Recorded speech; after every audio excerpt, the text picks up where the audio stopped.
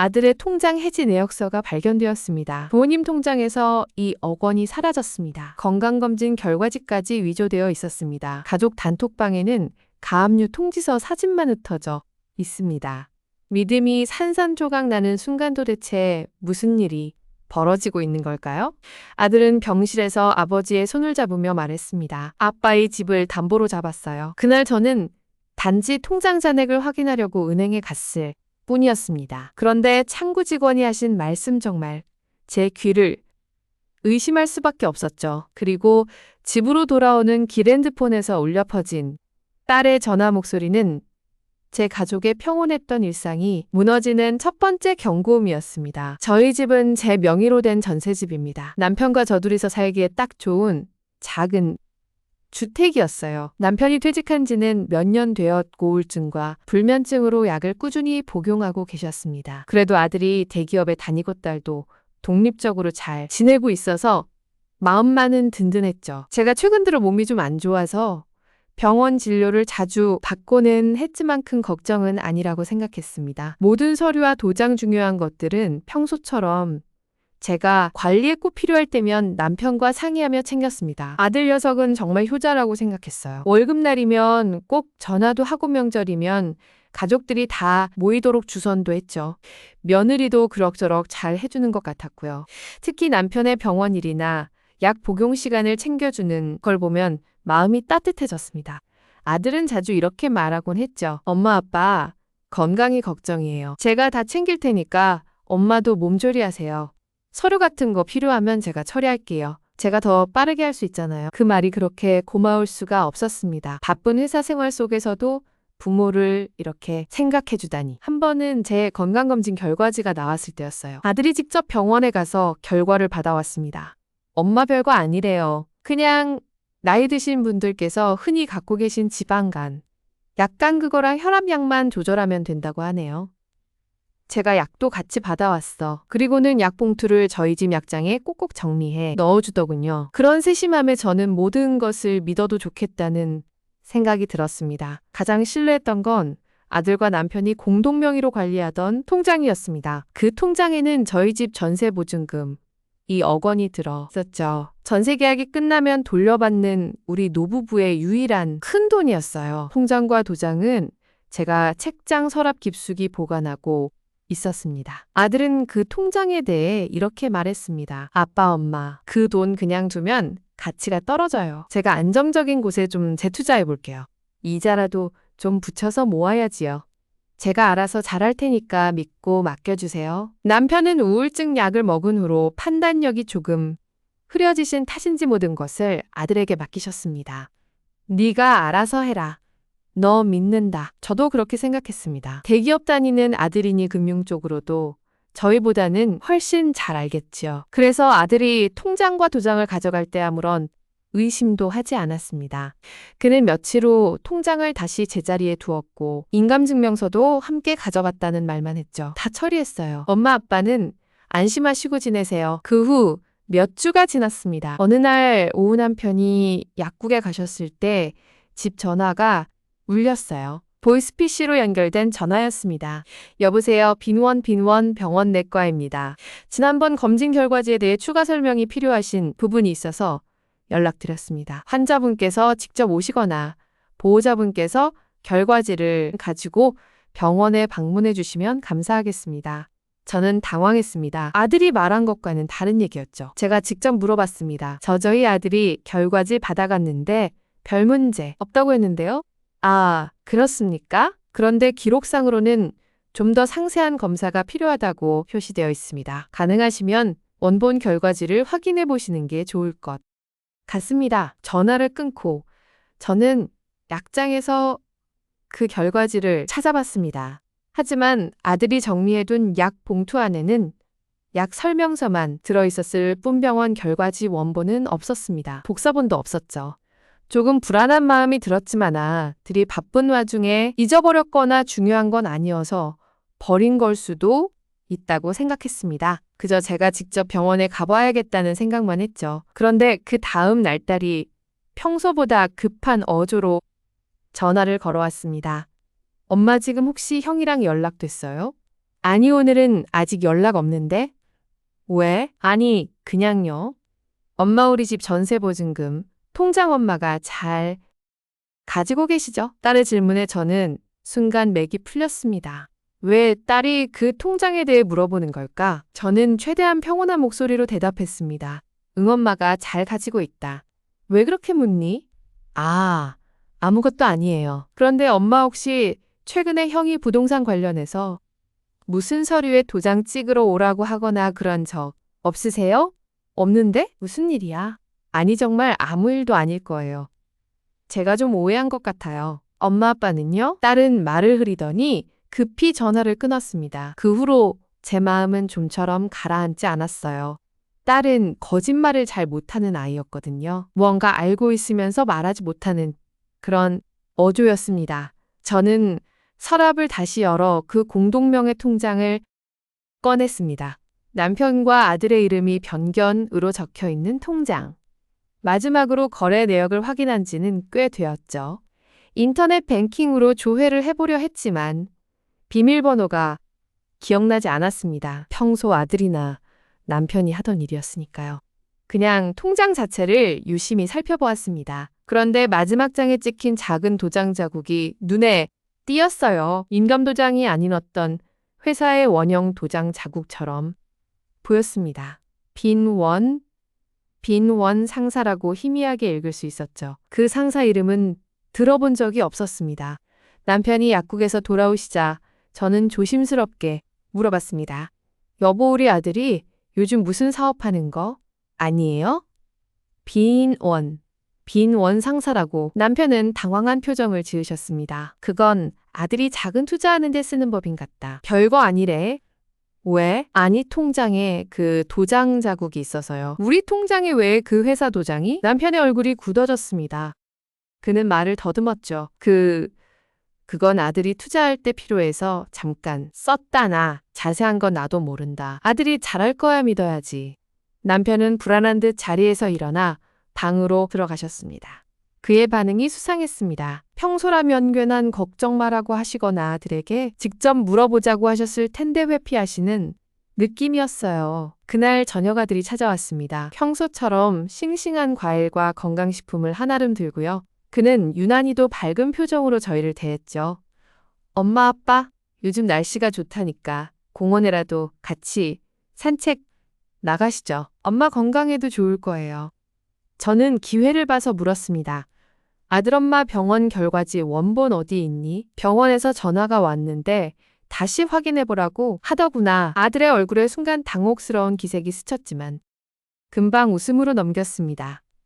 아, 그거요? 제가 회사에 가져갔다가 깜빡했나 보네요.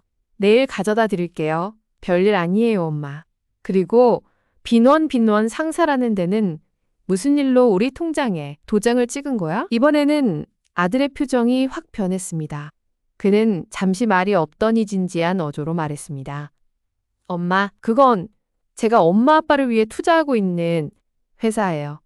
지금 말씀드리기 좀 그런데 조금 문제가 생겨서 제가 해결 중이에요. 엄마 아빠는 신경 쓰지 마시고 저 믿으세요. 제가 다 해결할 테니까. 무슨 문제? 얼마나 큰 문제인데? 그냥 투자금 일부가 조금 늦어지고 있어요. 하지만 제가 책임지고 다 돌려받을 거예요. 엄마 아빠께는 말씀 안 드리려고 했는데 제가 너무 큰 소리 쳤나 봐요. 걱정 마세요, 정말. 그는 제 손을 잡고 진심 어린 눈빛으로 말했습니다. 그 눈빛을 보니 다시 의심하는 제 자신이 미안해졌죠. 아들이 이렇게까지 애쓰는데 내가 왜 자꾸 캐물을까 싶었습니다. 그러던 어느 날 제가 집 청소를 하다가 남편 서랍 안에서 우연히 한 장의 서류를 발견했습니다. 주민등록등본이었는데 발급일자는 불과 일주일 전이었습니다. 신청인은 아들의 이름이었죠. 그 등본을 유심히 본이동 주민센터 도장 옆에 작은 메모가 적혀 있었습니다. 위임장 첨부라고요. 위임장? 누구를 위임한다는 것일까요? 저는 그 등본을 몰래 사진 찍어 딸에게 보냈습니다. 문자로 이거 무슨 뜻이니? 라고 적어서요. 답장은 1시간도 채 지나지 않아 왔습니다. 딸의 문자는 간단하면서도 무거웠습니다. 엄마, 그거 부동산 등기 관련 서류 신청할 때 필요한 거예요. 보통 집 매매나 담보 설정할 때 그 순간 제 발밑에 땅이 꺼지는 느낌이었습니다. 아들이 우리 집을째 명의의 전셋집을 무언가에 써먹고 있다는 생각이 들었죠. 하지만 아직은 확신이 서지 않았습니다. 아들이 정말 우리를 위해 뭔가를 하고 있는데 제가 오해하는 것일 수도 있잖아요. 그러나 그런 마음도 오래가지 못했습니다. 그 주말 가족 단톡방에 며느리가 갑자기 사진 한 장을 올렸습니다. 새 아파트 모델하우스의 화려한 인테리어 사진이었어요. 그리고 음성 메시지가 따라왔습니다. 엄마, 아빠, 우리 빈원 아들 이름과 여기 계약금 넣기로 했다고요. 이제 저희도 좋은 곳에서 살게 됐어요. 다 빈원가 열심히 해서야. 그 음성 메시지는 5초도 채 지나지 않아 삭제되었고 사진도 사라졌습니다. 아들이 바로 뒤이어 문자를 올렸죠. 아내가 실수했어. 그건 검토 중인 곳일 뿐이야. 결정된 거 아니니까. 그런데 그 삭제된 음성 메시지와 사진이 이제 마음속에 의심의 씨앗을 뿌리고는 사라지지 않았습니다. 새 아파트 계약금. 그게 우리의 전세보증금과는 무관할까요? 저는 온종일 생각에 잠겼습니다. 남편께 말씀드려야 할지 아니면 직접 아들에게 따져야 할지. 결국 저는 아들에게 전화를 걸기로 마음먹었습니다. 진실을 듣고 싶었죠. 하지만 전화는 연결되지 않았고 몇 번의 시도 끝에야 겨우 통화가 됐습니다. 아들의 목소리는 피곤해 보였습니다. 엄마 지금 회의 중이에요. 나중에 전화 드릴게요. 잠깐만 아들. 엄마가 묻는 말에만 대답해줘. 우리 집 등기부등본 내가 뽑았지? 왜 뽑은 거야? 아들의 목소리가 잠시 멈추더니 차가운 톤으로 돌아왔습니다. 엄마 그런 건 제가 알아서 처리하는 거예요. 엄마는 건강이나 챙기세요. 아빠 약도 챙겨드리고 아들아 엄마가 묻는 건데 대답을 해야지. 왜 등기부등본을 뽑은 거야? 무슨 일이 있는 거 아니야? 아무 일도 없어요. 그냥 평소처럼 재정관리 차원에서 확인한 거예요. 엄마 이제 전화 끊을게요. 정말 바빠요. 뚝! 전화가 끊겼습니다. 제 손에 들린 휴대폰이 무겁게 느껴졌어요. 아들의 태도가 너무 달랐습니다. 평소라면 엄마 걱정 마세요. 제가 다 할게요 하며 달래던 아이가 이렇게 차갑게 회피하는 모습은 처음이었죠. 그날 밤 저는 잠을 이루지 못했습니다. 남편은 약을 먹고 깊이 잠들어 있었지만 저는 눈을 뜨고 천장만 바라보았어요. 머릿속은 온통 의문점들로 가득 찼습니다. 다음날 아침 저는 결심했습니다. 직접 은행에 가서 통장 내역을 확인해 보기로요. 아들이 말한 투자 문제가 정말 무엇인지 그리고 그 2억 원이 어디로 갔는지 확인해야겠다는 생각이 들었죠. 남편께는 병원 검진 예약이 있다고 조심스럽게 말씀드리고 나왔습니다. 사실 병원 예약도 있었지만 그 전에 은행에 들르기로 한 거였어요. 은행에 도착해 번호표를 뽑고 기다리는 동안 가슴이 두근거렸습니다. 평생 저희 부부 명의의 통장은 저 혼자 관리해왔는데 이렇게 다른 목적으로 은행에 온 적이 없었거든요. 드디어 제 차례가 되어 고창구에 앉아 공동명의 통장을 내밀었습니다. 이 통장 최근 내역 좀 자세히 출력해 주실 수 있을까요? 특히 큰 금액이 출금된 내역이요. 직원분이 컴퓨터를 두드리더니 잠시 후 표정이 살짝 굳었습니다. 그리고는 조용한 목소리로 말했어요. 고객님이 통장은 일주일 전에 해지 처리되었습니다. 네? 해지요? 예공동명의자 분께서 해지 신청하셨고 전액이 다른 계좌로 이체된 후 해지된 상태입니다. 여기 내역 나와 있죠. 직원분이 출력한 내역지를 건네주었습니다. 손가락이 떨려서 종이를 제대로 잡을 수가 없었어요. 눈앞이 아찔했습니다. 거기에는 이 억 원이 빈원 상사라는 계좌로 일괄 이체된 내역이 찍혀 있었고 그 다음 줄에 해지 신청이 기록되어 있었습니다. 해지 신청인은 제 남편의 이름이었지만 서명 날짜는 정확히 일주일 전 제가 병원에서 검진을 받고 집에 누워있던 그날이었습니다. 그런데 제 남편은 그날 집에 계셨어요. 은행에 나오지도 않으셨는데 제가 중얼거리자 직원분이 살펴보더니 조심스럽게 말씀하셨습니다. 고객님 방문하지 않으셨어도 위임장이 첨부되어 있으면 대리인이 처리할 수는 있습니다. 여기 보면 위임인은 고객님 남편분 명의로 되어 있고 대리인은 직원분의 말이 끝나기 전에 저는 그 이름을 눈으로 확인했습니다. 대리인 난에는 우리 아들의 이름이 또렷이 찍혀 있었습니다. 제 발걸음이 허전하게 집으로 돌아왔습니다. 병원 예약도 까맣게 잊은 채로요. 집에 도착하니 남편은 거실에서 텔레비전을 보며 졸고 계셨어요. 저는 그 모습을 보며 목이 메었습니다. 아들은 대체 무슨 생각으로 어떻게 이런 일을 벌일 수 있었을까요? 위임장은 대체 어디서 나온 걸까요? 그때 딸에게서 전화가 왔습니다. 엄마, 저 지금 형한테 전화했어요. 제가 좀 따져 물어봤거든요. 그 위임장 이야기랑 통장 이야기. 그래서 아들이 뭐라고 했어? 처음엔 모른다고 하다가 제가 은행 내역까지 언급하니까 화를 내더라고요. 네가 무슨 상관이냐, 내가 다 처리하는 일이다. 이러고 엄마 정말 이상해요. 형이 이렇게까지 적반하장인 적이 없었는데 딸의 목소리에도 불안이 가득했어요. 저는 오늘 본 은행 내역지를 이야기했습니다. 통장이 해지되고 이 억 원이 빈원 상사로 넘어갔다는 사실을요. 딸은 침묵하더니 낮고 단호한 목소리로 말했어요. 엄마, 그 빈원 상사 제가 알아봤어요. 형의 새 아파트 계약금 관련 대출을 담보로 해주는 내 쓰이는 법인이라고 하더라고요. 친구가 부동산 쪽에 아는 사람이 있어서 물어봤는데 확실해요. 순간 모든 퍼즐 조각이 딱 맞아 들어가는 소리가 났습니다. 등기부등본이 임장해지된 통장 사라진 2억 원, 그리고 며느리가 올렸다가 삭제된 새 아파트 계약금 이야기 모두 연결되고 있었죠. 저는 간신히 정신을 추스렸습니다. 딸아, 엄마가 지금 당장 아빠한테 이 이야기를 해야겠다. 더 이상 미룰 수가 없어. 엄마 기다리세요. 제가 지금 바로 갈게요. 아빠가 충격 받으실 수 있으니까 제가 같이 쓸게요.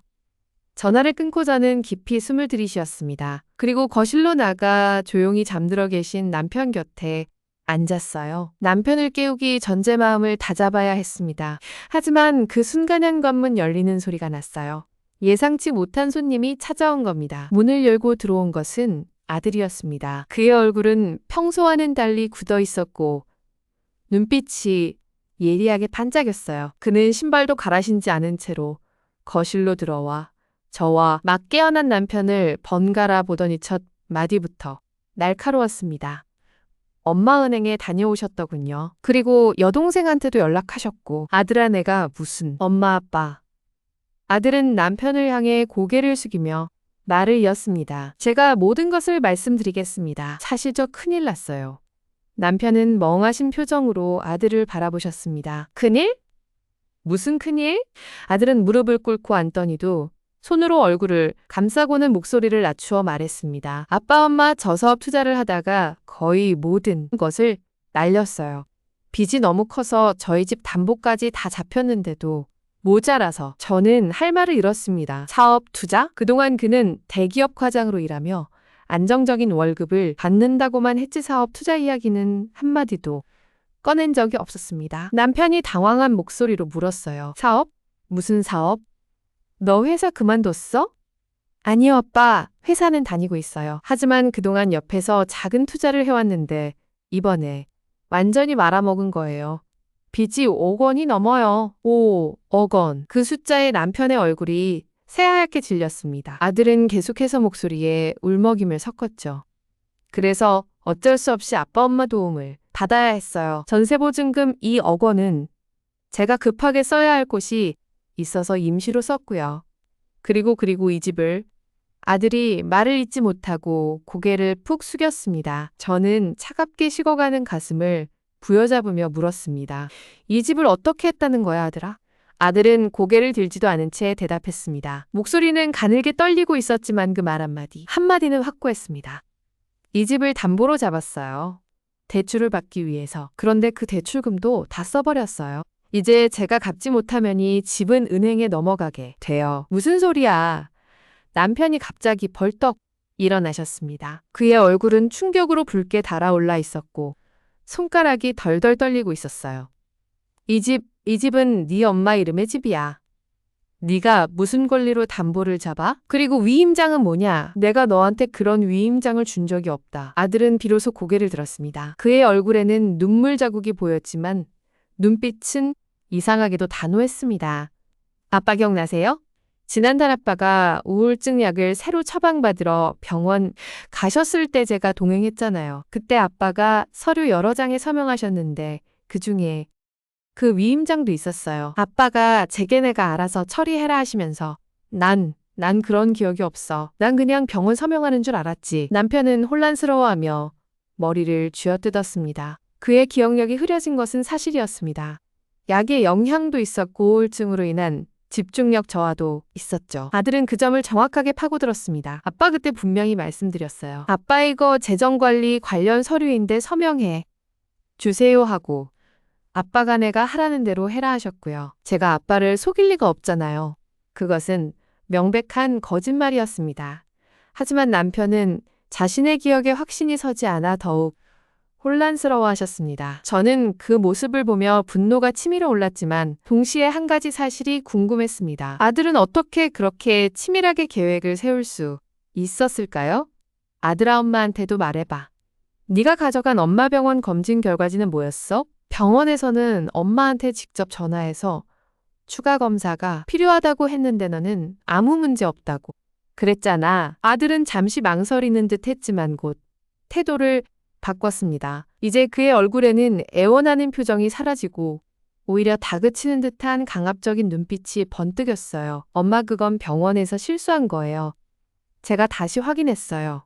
엄마는 괜찮으세요? 엄마까지 그렇게 불안해하시면 아빠 상태만 더 나빠지실 거 아니에요. 그 말은 마치 협박처럼 들렸습니다. 아빠 상태를 더 나빠지게 하지 말라는 뜻으로요. 그때 현관문 벨이 또 울렸습니다. 딸이 도착한 것이었죠.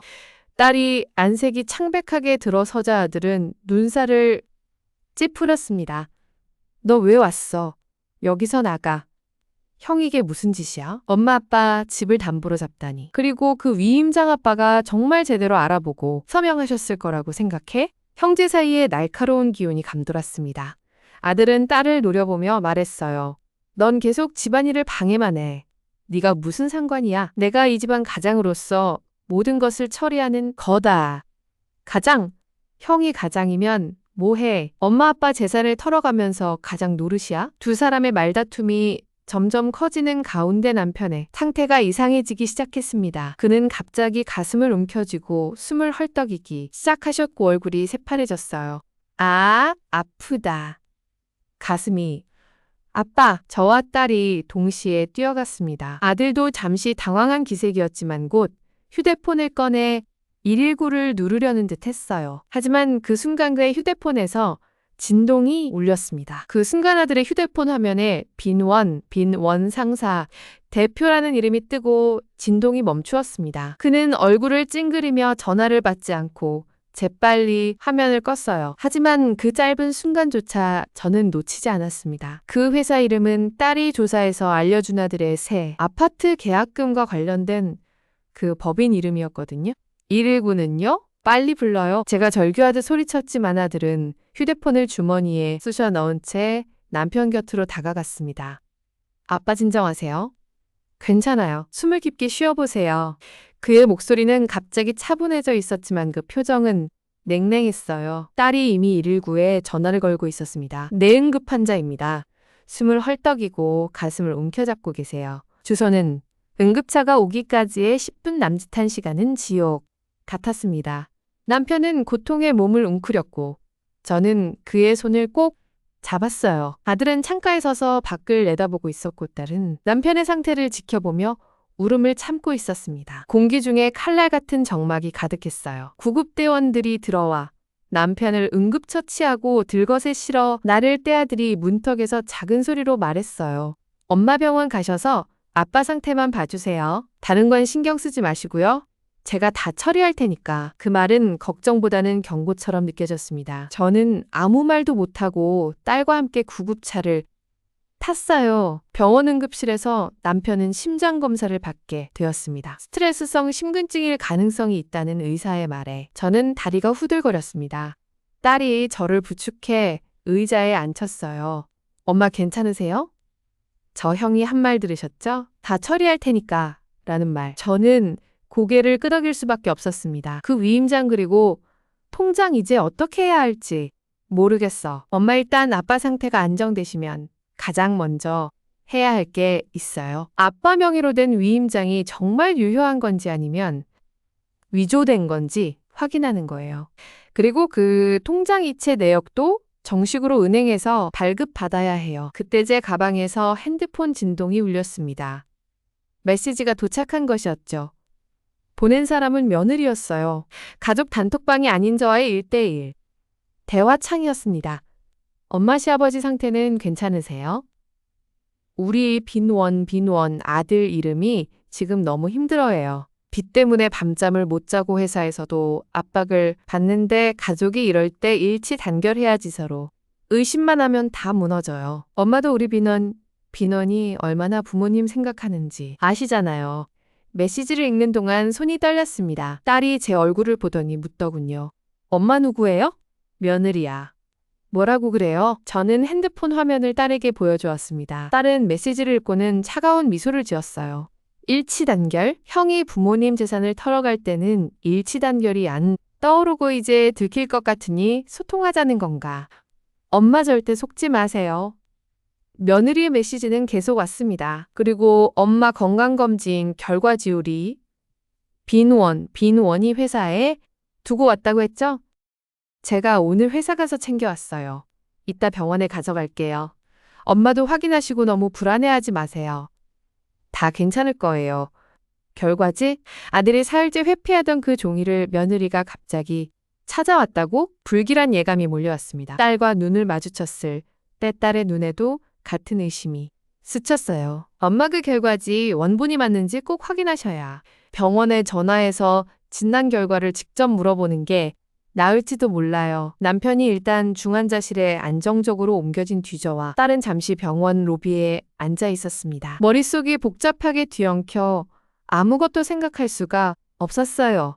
그때 정말로 며느리가 병원에 나타났습니다. 손에는 약국 봉투가 들려 있었어요. 엄마와 보셨습니다. 시아버지 괜찮으세요?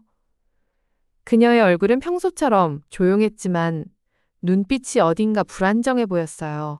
일단 안정은 됐대. 고생했네. 며느리는 저 옆자리에 앉더니 봉투에서 종이 한 장을 꺼냈습니다. 제 건강검진 결과지였어요. 여기 있어요. 우리 빈원 이가 깜빡했나 봐요. 제가 서랍에서 발견했어요. 저는 손이 떨리는 채로 그 종이를 받아들었습니다. 딸이 옆에서 함께 보려고 다가왔어요. 종이 위에는 병원 로고와 제 이름 그리고 몇 가지 수치들이 적혀 있었습니다. 하지만 가장 중요한 이사의 소견이나 진단명, 나는 비어 있었습니다. 오직 검사 항목과 수치만 나열되어 있고 아래쪽에는 추가 검사 권장이라는 문구만 인쇄되어 있었어요. 이게 전부예요? 제 목소리가 떨렸습니다. 네 엄마, 보시다시피 특별한 이상은 없다고 나와 있잖아요. 그냥 나이가 드셔서 기본적으로 관리가 필요하다는 정도일 뿐이에요.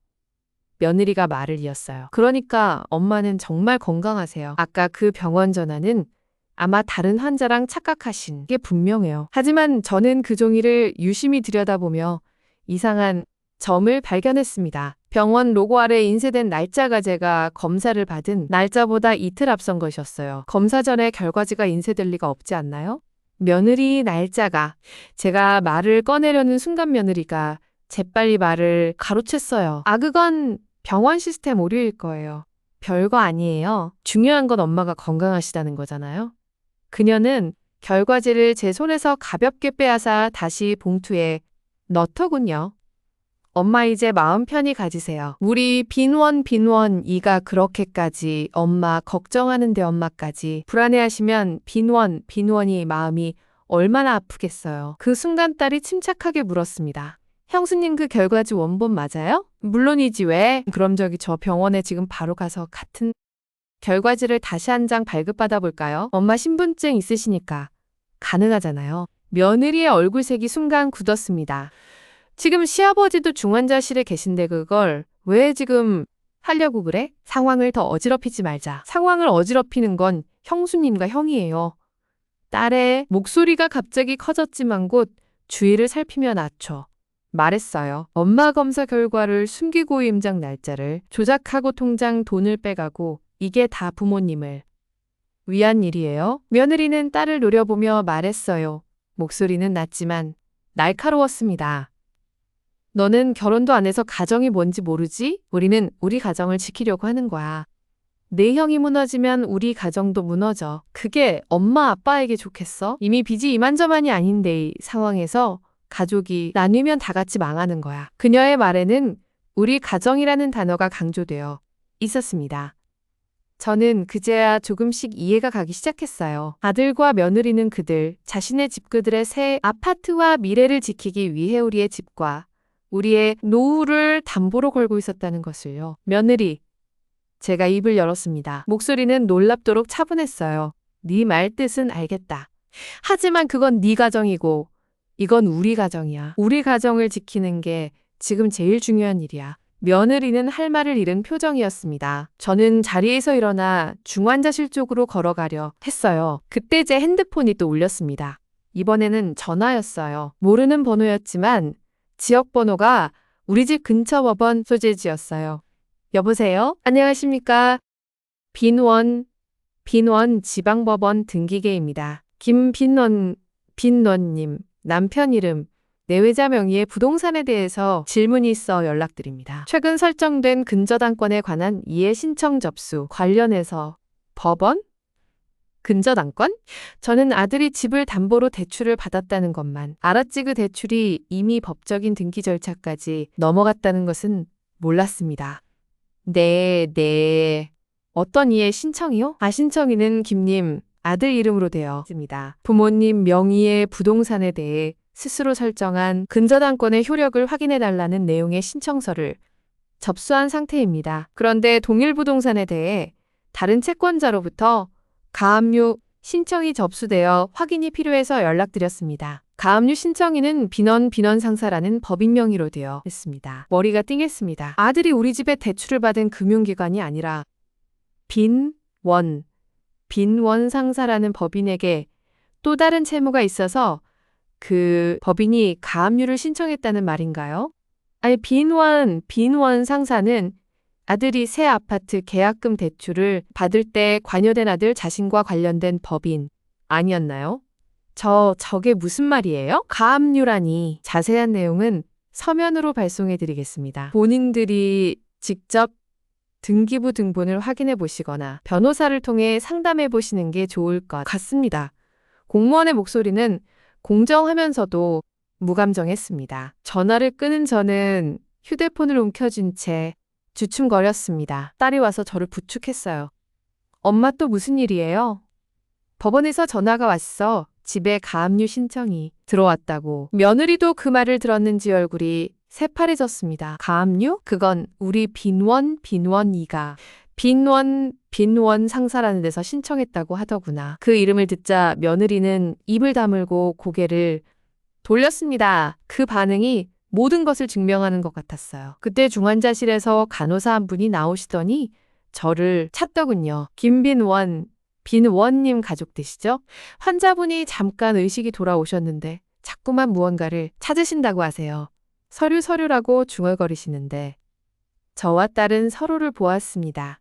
남편이 찾는 서류 혹시? 저희가 중환자실로 들어가자 남편은 산소 마스크를 쓴 채 눈을 반쯤 뜨고 계셨어요.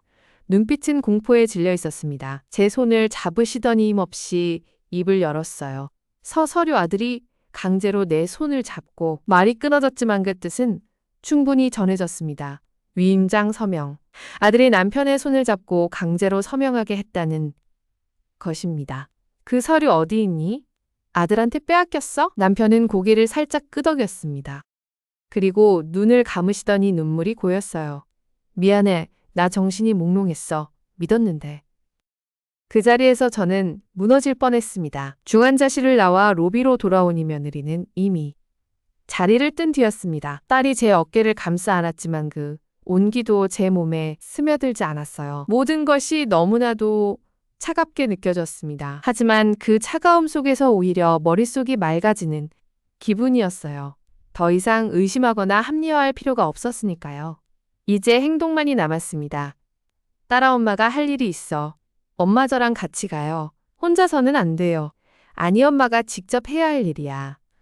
너는 아빠 곁을 지켜줘. 아빠가 깨어나면 엄마가 모든 것을 처리하고 있다고 전해줘. 저는 병원을 나와 바로 동사무소를 향했습니다. 주민등록등본 가족관계증명서를 발급받고 거기서 바로 인근의 대형 병원을 찾아갔어요. 아들이 가져갔다는 그 건강검진 결과지의 진위를 확인하기 위해서였죠. 원래 검사를 받은 병원이었습니다. 저 지난번 검진 결과지를 분실해서 재발급 받고 싶은데요. 접수창구 직원이 컴퓨터를 확인하더니 저를 똑바로 보며 말했습니다. 고객님 결과지는 이미 보호자분께서 수령해 가셨습니다. 재발급은 원칙적으로 불가능하고요. 다만 의사 선생님께 상담은 받으실 수 있어요.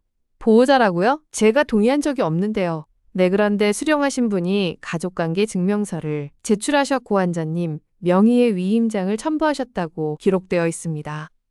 또 위임장. 저는 가슴이 먹먹해졌지만 포기하지 않았습니다. 그럼 담당 선생님께 상담받을 수 있을까요? 제 진단 결과가 정확히 궁금해서요. 잠시만 기다려주세요.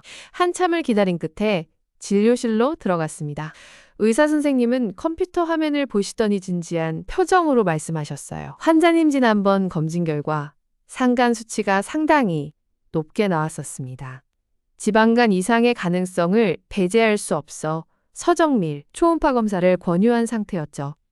보호자분께도 그렇게 말씀드렸고요. 추가 검사는 아직 안 하셨나요? 네.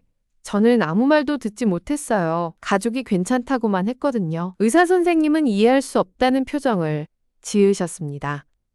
저는 용기를 내어 물었어요. 선생님, 그럼 제가 직접 검사 결과를 인쇄해 갈 수는 없을까요? 가족에게 보여줘야 할 것 같아서요. 원칙적으로는 보호자 수령 후 재발급은 안 되지만 환자 본인께서 직접 오셨고 이런 상황이시니 특별히 출력해드리겠습니다. 하지만 법적 효력이 있는 공식 문서는 아닙니다. 종이 한 장이었지만 그 종이는 저에게는 무기와 같았습니다. 의사 선생님이 직접 인쇄해 주신 결과지에는 추가 정밀 검사 권고라는 문구가 명확히 적혀 있었고 간 수치도 빨간색으로 표시되어 있었습니다. 아들이 가져다 준 진단명도 날짜도 이상한 그 종이와는 완전히 달랐어요. 이제 증거가 하나 생겼습니다. 저는 그 종이를 가방에 넣고 다시 집으로 향하는 버스에 올랐습니다. 집에 도착한 이 아들이 거실에 앉아 있었습니다. 그의 얼굴은 피곤해 보였지만 눈빛은 여전히 예리했습니다. 엄마 아빠는 괜찮아요? 아들은 그보다 엄마한테 설명할 게 많지 않아? 저는 가방에서 병원에서 받은 결과지와 동사무소에서 발급받은 서류들을 꺼내 탁자 위에 올려놓았습니다. 아들의 시선이 그 위를 스쳤어요. 엄마, 그건 엄마가 오늘 병원에 다녀왔어. 의사 선생님께 직접 상담도 받고 이 결과지도 받아왔지. 아들이 가져다 준 결과지랑은 완전히 다르더구나. 아들은 입술을 꽉 다물었습니다. 그리고 법원에서도 전화가 왔어. 빈원 상사가 우리 집에 가압류 신청을 했다고. 그게 무슨 뜻이야, 아들아? 네가 그 회사에 또 빚이 있어? 엄마, 그건 말해야 하더라. 이제 거짓말은 그만해. 아들은 고개를 숙였습니다. 그리고는 낮고 지친 목소리로 실토하기 시작했어요. 저 그 새 아파트 계약금을 대기업 대출만으로는 못 구해서 사채를 썼어요. 빈원 상사는 그 사채중개 회사예요. 제가 대출을 갚지 못하니까 그들이 담보로 잡혀 있는 이 집에 가압류를 건 거죠. 그런데 그게 이제 제 통제를 벗어났어요. 그들이 법원에 직접 신청한 거라 제가 어떻게 할 수가 없어요. 모든 것이 명확해졌습니다. 그는 새 아파트를 위해 사채까지 썼고 그 담보로 우리 집을 걸었으며 이제 그 사채 회사가 집을 넘보고 있는 것이었습니다. 그럼 우리 집은 정말로 네 손을 떠난 거구나. 엄마, 제가 어떻게든 회사에서 인사고과를 잘 받아서 승진하면 그만하더라. 저는 그를 차갑게 바라보며 말을 끊었습니다. 이제 네 말은 더 이상 듣지 않겠어.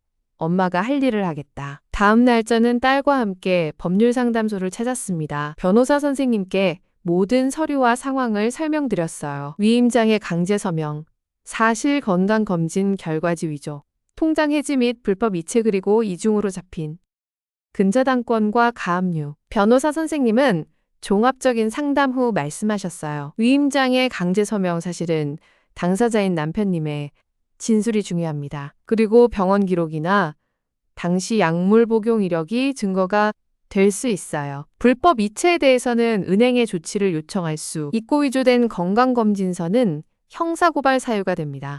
가장 급한 것은 가압류인데 이건 채무 자체에 이의가 있음을 증명하면 해제 신청을 할 수 있습니다. 아드님이 사채를 썼다는 사실 그리고 그 사채가 불법 금리나 부당한 계약이었다는 점을 집중적으로 파고들어야 해요. 변호사 선생님의 말씀을 듣고 저는 첫 번째 행동을 취했습니다. 바로 경찰서에 가서 아들에 대한 고소장을 접수한 것이었습니다. 사기 위조 횡령 혐의로요. 고소장을 작성하면서 손가락이 떨렸지만 마음은 확고했습니다. 딸이 옆에서 모든 서류 정리를 도와주었어요. 고소 사실이 알려지자 아들로부터 미친 듯이 전화가 걸려왔습니다. 엄마가 저를 고소했다고요? 저를 경찰에 넘긴다고요? 네 고소했어. 이제 법이 네 일을 처리할 거야.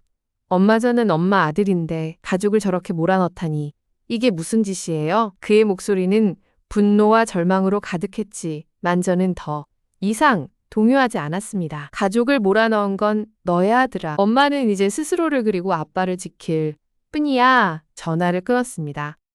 그 후로 그의 전화는 오지 않았어요. 변호사 선생님의 도움으로 우리는 빈원 상사에 대한 정보를 수집하기 시작했습니다. 고리대금업체로 의심되는 그 회사에 대해 금융감독원에 민원을 제기했고 아들이 실제로 불법적인 고금리로 대출을 받았음을 증명할 수 있는 자료들, 아들이 몰래 녹음해둔 대화 내용 일부를 딸이 발견했어요.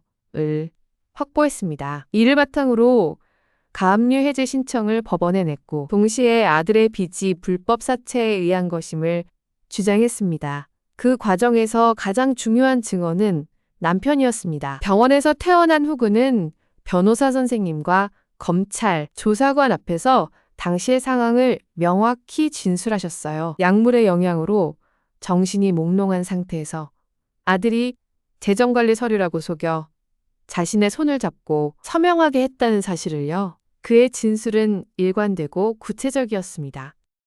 병원의 약물 처방 기록도 이를 뒷받침했죠. 며느리는 한 번 찾아와 울며 불며 사과했습니다.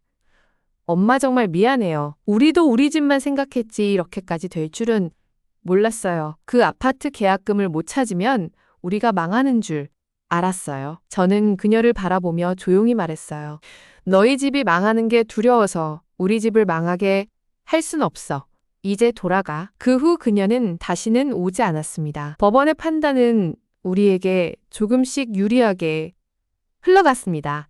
먼저 빈원 상사의 가압류는 불법 고금리 채무를 기반으로 한 것이어서 효력이 없다는 판정이 나왔습니다. 가압류가 해제되자 집을 넘보던 첫 번째 위협은 사라졌어요. 다음으로 아들이 남편의 서명을 받아 설정한 근저당권도 강제 서명이 인정되어 무효화 절차가 진행되었습니다. 가장 오래 걸린 것은 사라진 2억 원이었어요. 아들은 그 돈이 이미 새 아파트 계약금과 사채, 이자로 모두 사라졌다고 했지만 변호사 선생님은 빈원 상사를 상대로 한 민사소송을 통해 일부라도 환수할 수 있도록 해주셨습니다. 결국 2억 원 전액은 아니지만 상당액을 돌려받을 수 있게 되었죠. 아들의 형사재판이 열렸을 때 저는 법정에 섰습니다. 피고인석에 앉아 고개를 숙이고 있는 아들을 보니 가슴이 찢어질 것 같았어요. 하지만 저는 증인으로서의 진술을 해야 했습니다. 그가 어떻게 부모를 속이고 재산을 가로챘는지 그 사실을 있는 그대로 말했어요. 재판장은 아들의 행위를 친족에 대한 신뢰를 배신한 중한 범행으로 보았고 아들은 실형을 선고받았습니다. 선고를 듣는 그의 등짝이 작아 보였지만 저는 더 이상 그를 안아줄 수 없었습니다. 모든 법적 절차가 끝나고 집은 다시 제 이름으로 완전히 돌아왔습니다. 근저당권도 말소되었고 전세 보증금으로 돌려받은 돈은 안전한 곳에 모아두었어요. 남편의 건강은 서서히 회복되고 있었지만 그 사건의 충격으로 인한 불안감은 완전히 떨쳐내지 못하셨습니다. 다행히 딸이 자주 찾아와 함께 지내며 위로가 되어주었죠. 어느 봄날 저와 남편은 집 앞 작은 공원에 앉아 있었습니다. 따뜻한 볕이 내리쬐 고벚꽃이 흩날리는 날이었어요. 남편이 조용히 말씀하셨습니다. 미안하다 너에게 큰 상처를 줬다. 아니에요 여보. 우리가 함께 이겨냈어요. 아들은 어떻게 지낼까? 저는 남편의 손을 잡았습니다. 그 이름을 부르니 여전히 가슴이 아렸지만 그 아픔 속에서도 이제는 살아갈 힘이 생겼다는 것을 느꼈어요. 그 아이도 자신이 한 일에 대한 대가를 치르고 있을 거예요. 우리는 우리의 삶을 다시 세워나가면 됩니다. 저는 흩날리는 벚꽃잎을 바라보았습니다. 한 해가 지나면 다시 피어나는 꽃처럼 우리의 삶도 완전히 무너지지 않았다는 생각이 들었어요. 비록 상처는 깊지만 그 상처를 딛고 서 있는 지금 이 자리가 우리가 함께 건넌 다리가 된 것 같았습니다. 바람에 꽃잎이 스치며 남편의 어깨에 살짝 내려앉았고 저는 그 모습을 보며 담담한 마음으로 미소 지었습니다.